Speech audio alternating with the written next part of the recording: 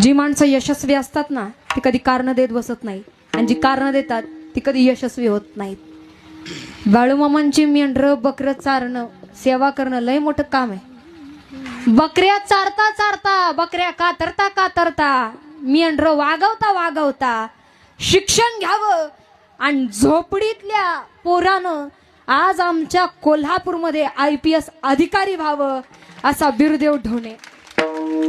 अभिमान आहे आम्हाला आमच्या कोल्हापुरातनं, माझी कर्मभूमी येते आमच्या कोल्हापुरातनं बिरदेव ढोणे नावाचा जो काही मुलगा आहे त्यानं फार तिकडं जर गेलात ना तर असलंच ऊन आहे, लाल माती असली भयान तापती, आणि मेंढर घेऊन वागवायचे सोपं काम नाही।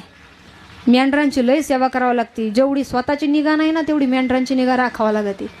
आणि ही सेवा करणारी माणसं एवढं दिवसभर राबून संध्याकाळी अभ्यास करायचा, ज्याला यशस्वी व्हायचं ना ते कारण नाही देत गड्याव।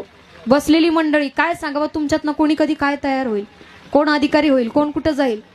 आयुष्यात संधी एकदाच येते तेव्हा माणूस यशस्वी होतो, पण ज्याला स्वतःहून संधी निर्माण करता येते ना त्याला काहीही जिंकता येतं। या ब्रह्मांडामध्ये मला हरवू शकेल असं काही जन्मालाच आलं नाही। या मंडळातली ताकद एवढी आहे का मी काहीही जिंकू शकतो, अगदी काहीही, मला अशक्य काहीच नाही। हे जेव्हा स्वतःला कळतं तेव्हा परमार्थ काय प्रपंचही काहीही साध्य होतं। नवे नवे संतांनी दिलेला आहे, आणि या संतांनी दिलेल्या या भगवंताच्या नामस्मरणाचा पाया रोवलेला जो अंतःकरणामध्ये भिणावा, नवे नवे हे नामस्मरण आमच्याकडनंच नाही तर तुमच्याकडनंही घडावं।